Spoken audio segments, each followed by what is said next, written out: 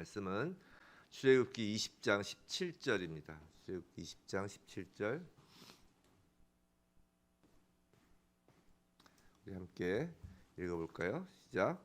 내 이웃의 집을 탐내지 말라. 내 이웃의 아내나 그의 남종이나 그의 여종이나 그의 소나 그의 낙이나 무릇 내 이웃의 소유를 탐내지 말라. 우리 한 번 더 읽을까요? 내 이웃의 집을 탐내지 말라. 내 이웃의 아내나 그의 남종이나 그의 여종이나 그의 소나 그의 낙이나 무릇 내 이웃의 소유를 탐내지 말라. 아멘. 오늘 십계명 마지막 10번째 시간, 하나님을 경외하라 라는 제목으로 십계명을 마무리 짓도록 하겠습니다. 드디어 십계명 시리즈의 마지막입니다. 어떠셨어요? 좀 은혜 많이 받으셨나요? 네. 오직 하나님 아버지께 감사와 찬양을 올려드립니다.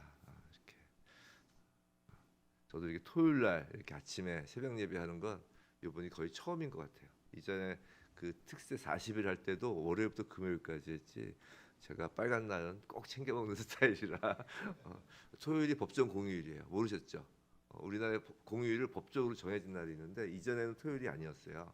근데 이제 토요일도 완전히 법정 공휴일이기 때문에 빨간 날은 제가 챙겨 먹는 스타일이라 했는데 그렇습니다. 자, 십계명의 마지막 계명, 10번째 계명이 좀 독특해요. 우리 십계명 보면서 평소에 그걸 느끼셨나요? 좀 독특하다는 걸. 이게 뭐가 독특하냐면 십계명에서 유일하게 생각, 마음을 법으로 정한 거예요. 그렇죠? 다른 계명은 행위를 법으로 정했어요. 보세요. 살인하지 말라. 살인하는 행위죠. 뭐 그 앞에 부모를 공경하라. 공경하는 행위죠. 그러니까 간음하지 말라, 도둑질하지 말라, 거짓 증거하지 말라, 이렇게 행위를 법으로 정한 반면 이 마지막 계명은 탐내는 생각을 법으로 정하신 거라고요. 우리 마음에다 명령을 하신, 마음의 법을 주신 거예요. 사실 모세오경에 나오는 그 613개, 613개의 그 법 중에도 어디에도 생각을 금하는 법은 없습니다.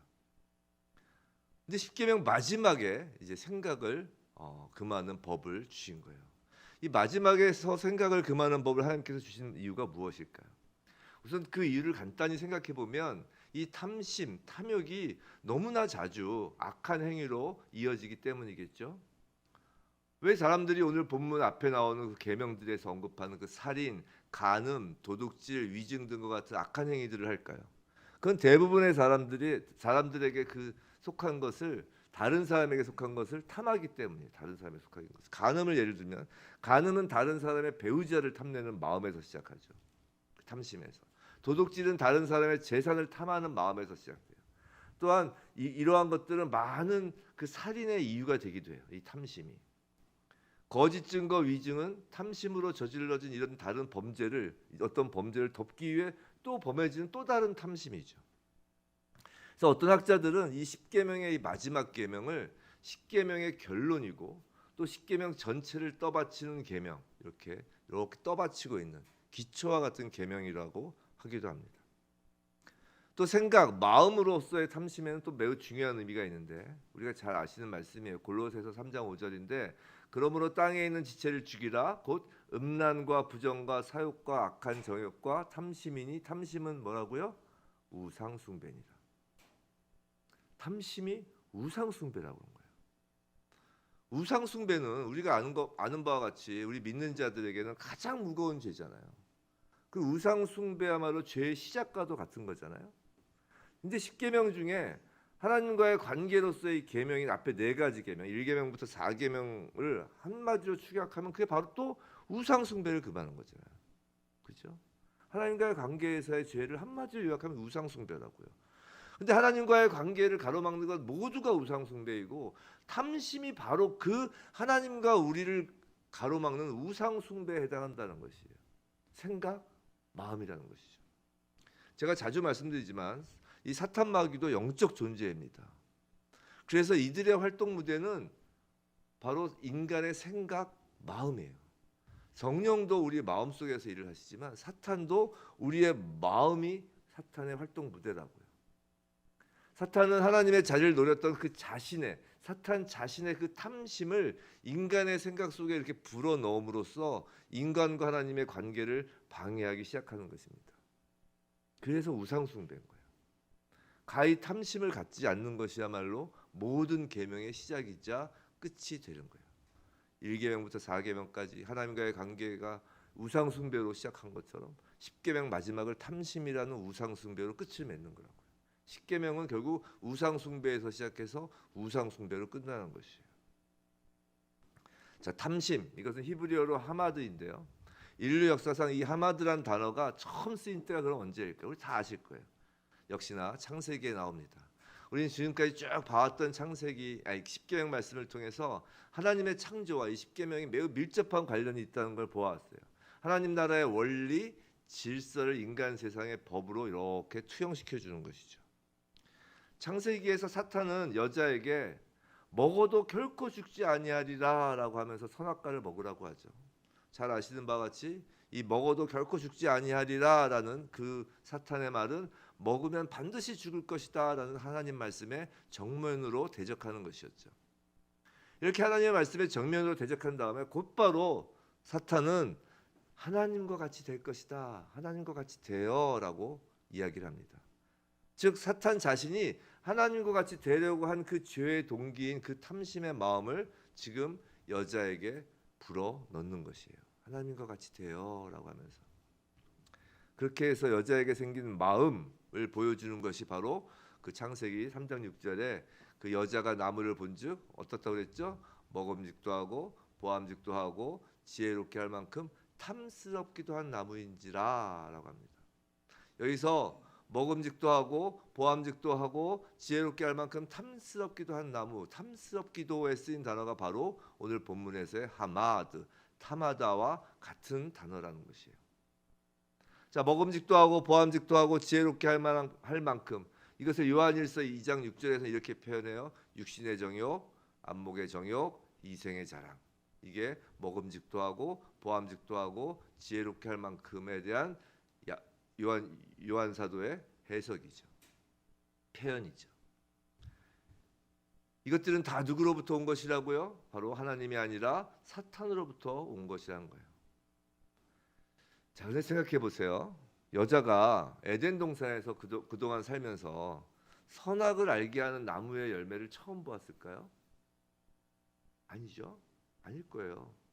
이 선악을 알게 하는 나무의 열매가 저기 꼭대기에 손이 안 닿게 달려 있었으면 좋았을 텐데 그렇게 하나님 안 만드셨다고요. 늘 다니면서 보던 거예요. 옆에서 아마 수도 없이 그 옆을 지나다녔을 것이고 수도 없이 보았을 것입니다. 근데 그 이전에는 그 열매를 보고도 아무런 생각이 없었다는 것이에요.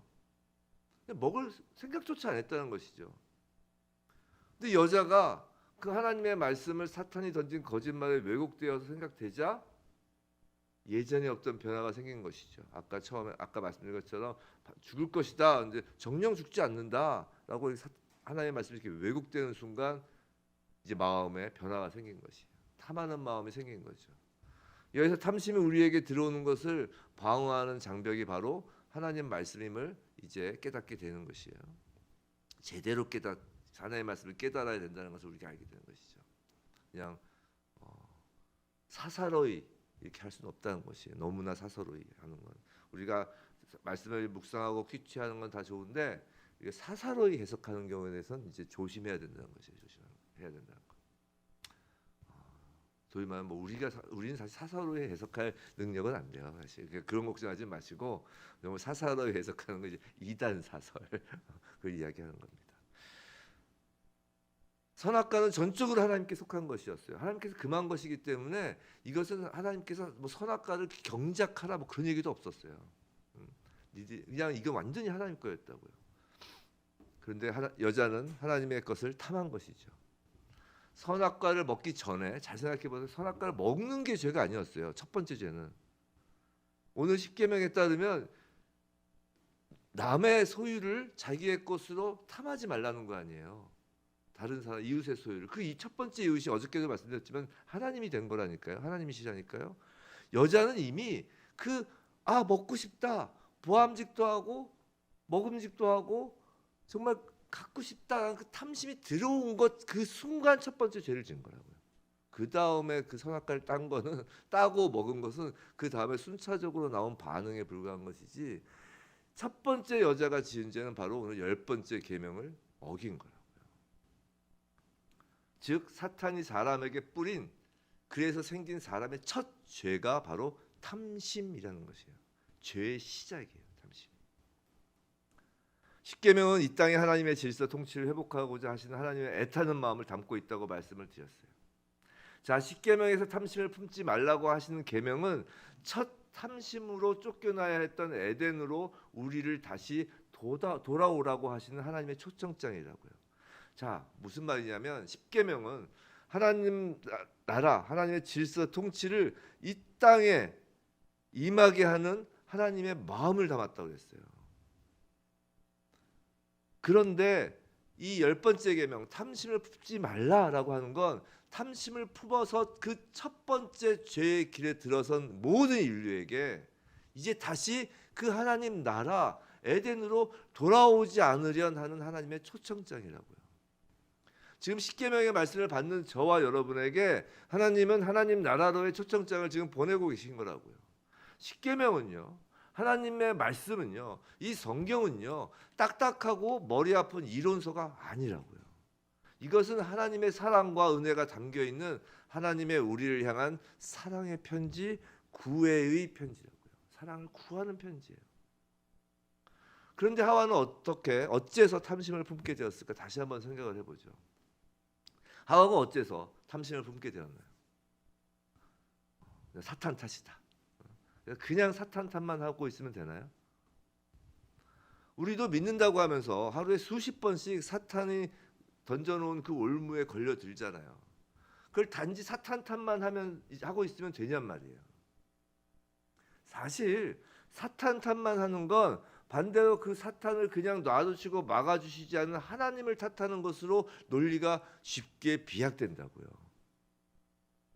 그럼 사탄 탓만 하지 말라면 도대체 여자에게 무엇이 부족해서 여자가 무엇이 부족해서 이렇게 탐심을 갖게 되었을까요? 여자가 말씀을 제대로 몰라서 그랬을까요? 물론 그랬을 수도 있어요. 하지만 하나님의 말씀을 직접 들은 아담에게 들었을 거 아니에요. 뭐 몇 달이 건너서 들은 것도 아니라고요. 또 아담은 또 직접 들은 자잖아요. 그런 아담도 먹었잖아요. 뭐 말씀을 제대로 몰라서 그랬을 수도 있어요. 말씀을 과정하고 축소했어요. 그 여자가 자체가. 그럼 성경 공부를 열심히 하면 해결되는 걸까요? 정말로? 정말 성경 공부를 열심히 해서 하나님 말씀을 잘 알고 성경 지식을 아주 많이 쌓으면 그럼 우리의 마음이 지켜지는 걸까요? 지금 마음 이야기를 하고 있는 거예요. 뭐 어느 정도 도움은 될 수 있겠지만 성경을 연구하는 사람 중에서 신학자라고 하는 사람들 중에서도 믿지 않는 사람이 많은 걸 보면 꼭 그런 것 같지는 않아요. 그죠? 성경을 머릿속에 지식으로 아무리 쌓아둬도 우리의 마음이 지켜지지 않는다니까요. 그럼 하와가 하나님의 은혜와 사랑을 몰라서 그랬을까요? 아닐 거예요. 하나님 손에 의해 직접 창조된 사람이잖아요. 거기다가 하와와 아담은 정말 너무너무나 사랑한 너무너무나 좋은 그 배필을 하나님께서 직접 손 잡고 이렇게 데려다가 이렇게 소개까지 시켜주셨잖아요. 하와는 누구보다 하나님의 사랑을 잘 알고 있었을 것입니다. 근데 도대체 왜 하와가 마음을 지키지 못했을까요? 왜 사탄의 그 거짓말 유혹에 넘어가 자신의 그 마음에 담겨있던 그 말씀을 지켜내지 못하는가 말이에요. 어쩌면 지금부터 드리는 말씀이 그 해답이 될 수 있을 거예요. 이제 주제예요. 성도 여러분, 하나님은 분명히 두려운 분임을 명심해야 합니다. 십계명 전후를 하나님은 두려움의 화염으로 감싸셨어요. 성경 말씀을 제가 좀 말씀을 드릴게요.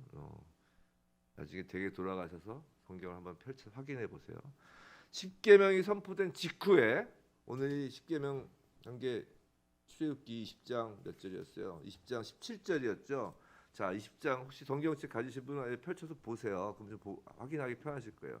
그 십계명이 선포된 직후에 그 다음에 20장 18절부터 19절 한번 볼게요.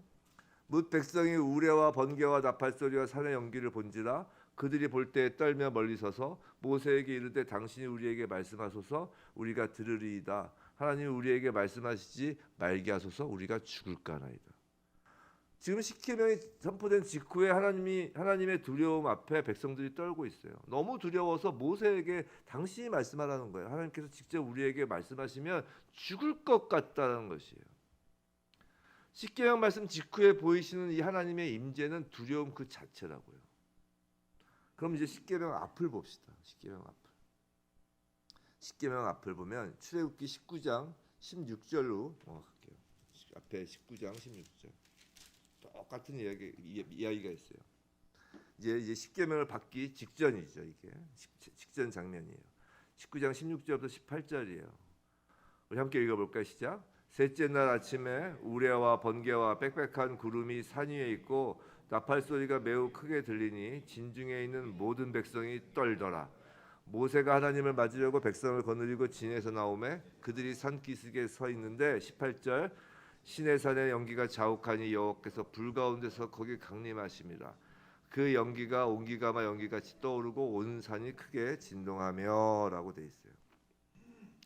십계명이 주어지기 전에 하나님의 그 임재는 모든 백성이 다 떨도록 두려운 장면이었다고요. 온 산이 진동한다고요. 매우 두려운 모습이 아닐 수 없어요. 성도 여러분, 십계명 이 10개의 계명 말씀을 가운데 두고 하나님을 향한 그 두려움이 앞과 뒤를 둘러싸고 있는 것이에요. 앞에도 하나님을 향한 두려움, 뒤에도 하나님을 향한 두려움. 하나님은 의도적으로 십계명을 두려움이라는 포장지에 담아 주신 거라고요. 하나님은 계명을 받는 자들이 두려움 가운데 그 계명 받기를 의도하셨다고요. 그런데 언젠가부터 우리는 이 두려움의 포장지는 다 갖다 버리고 너무나 가벼운 마음으로 포장지 속에 든 계명 말씀만 받고 있는 건 아닌가 싶은 거예요. 분명히 우린 십계명을 시작하면서 십계명 첫째 날 제목이 뭐였죠? 사랑의 하나님이었어요. 사랑의 하나님으로 문을 열었습니다. 그런데 갑자기 두려운 하나님을 말하니까 의아하고 혼란스러울 수 있어요. 하지만 생각해 보세요. 왜 첫 창조된 아담과 하와가 선악과를 먹었나요?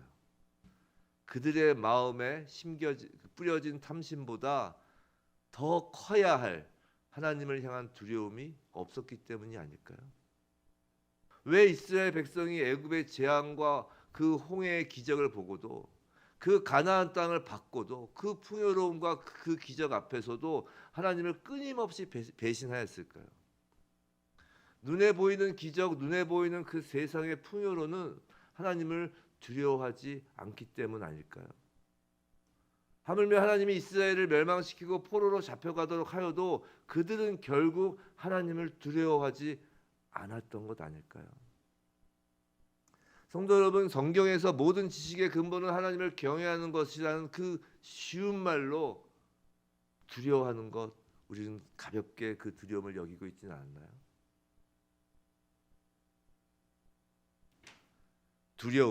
두려움은 경외한다라는 뜻이죠. 우리가 경외라는 것은 두려움이라는 것이에요. 사랑의 하나님과 두려우신 하나님은 그럼 반대되는 개념일까요? 제가 계속 질문을 던지죠. 이 아침에 왜 자꾸 질문을 던진다 정답만 이야기해 주시지. 우리 자신을 돌아보자는 것이에요. 사랑의 하나님과 두려우신 하나님은 반대되는 개념이 아니에요. 우리는 십자가에 달리신 예수 그리스도를 보며 사랑의 하나님과 두려우신 하나님을 모두 경험하게 되는 것입니다. 근데 또 이렇게 말씀드리면 예수님이 받을 그 벌이 너무나 무서워서 내가 죄 지면 저런 벌을 내가 또 받게 되나 보다. 저 벌이 무섭네 라고 또 오해하실 수가 있는데 그런 두려움이 아니라고요. 한번 가만히 생각해 보세요. 우리 학교 다닐 때 선생님들 중에 정말 엄한 선생님이 있었어요. 엄한 선생님. 매를 들고 막 학생부 선생님이 주로 그랬죠. 근데 그 악역을 맡은 거예요. 이제 그분은 밖에서 만나면 또 엄청 친절하게 잘해주세요. 그런 분들이. 그래서 우리 학교 다닐 때 기억나는 선생님들은 주로 매를 든 선생님들이 기억이 많이 나죠. 자, 마치 벌을 받는 것이 두려워서 선생님을 무서워한다면 그건 벌을 두려워하는 것이지 선생님 자체를 두려워하는 것이 아니라고요. 이해가 되셨어요? 마찬가지로 하나님께 벌을 받을 것이 두려워 하나님을 무서워한다면 그건 벌이 두려운 거예요. 그렇기 때문에 아까 말씀드린 것처럼 이스라엘 백성들이 포로로 잡혀가고 그렇게 하나님께 혹독하게 벌을 받았는데도 하나님을 두려워하지 않은 거라니까요. 벌 자체만을 두려워한 것이지 그 벌로 하나님을 향한 두려움이 생기지 않는다고요. 하나님을 향한 두려움은 십자가 위에서 우리를 위하여 죽으시는 그 하나님, 십자가 위에 계신 그 하나님의 상상할 수 없는 그 사랑 때문에 생기는 두려움이라고요. 그 사랑의 불이 너무도 강렬해서 모든 피조 세계를 태우고도 남을 정도의 사랑이기 때문에 그 사랑 앞에서 우린 두려워 덜덜 떠는 거라고요. 하나님의 그 사랑 앞에서 우린 천방직축 자기의 마음대로 살 수 없는 거라고요. 사랑이라고 하니까 딱 인간 수준의 사랑만 우리가 생각하면서 그렇게 천반직축 살 수 없는 거라고요. 하나님의 사랑은 우리의 상상, 우리가 상상하는 것 이상입니다. 그 무엇으로도 담을 수 없는 사랑이에요. 전 우주가 담을 수도 없는 사랑이라고요. 그 사랑 앞에서 두렵고 떨리는 거라고요. 벌을 줄까봐 두려운 게 아니라니까요. 사랑하는 성도 여러분, 우리는 하나님께 우리의 사랑을 보이며 이렇게 예배 때마다 또 찬양하고 또 이렇게 찬양하고 이렇게 찬송합니다. 물론 감사와 기쁨으로 찬양을 하죠. 그런데 그 사랑의 그 찬양, 그 찬가 속에는 경외함, 두려움이 담겨 있어야 진정한 하나님을 향한 사랑이 된다라는 것이에요. 하나님은 두려움이란 포장지에 하나님의 사랑의 십계명을 담아 우리에게 하나님 나라로의 초청장으로 주셨어요. 그건 바로 십자가로 쓰신 초청장이라고요. 생각해 보세요. 그 예수의 피 묻은 초청장을 받는 우리의 손은 떨리지 않을 수 없는 거라고요. 넙죽넙죽 받는 게 아니라고요, 그게.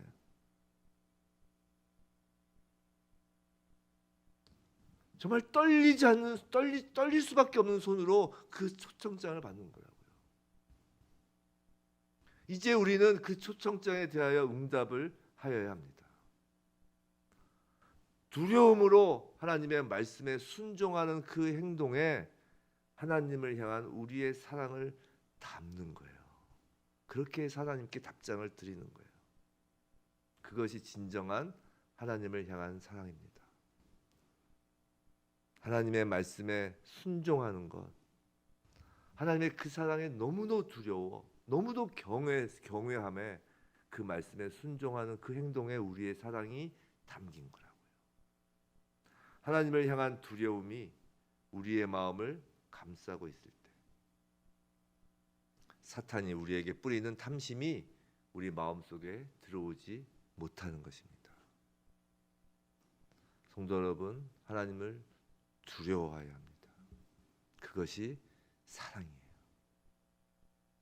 부디 하나님을 두려워함으로 탐심을 물리치고 하나님을 경외함으로 정말 말씀에 순종하는 것으로 하나님께 사랑의 화답을 날마다 올려드리는 우리 모두에게 주님의 이름으로 축원합니다.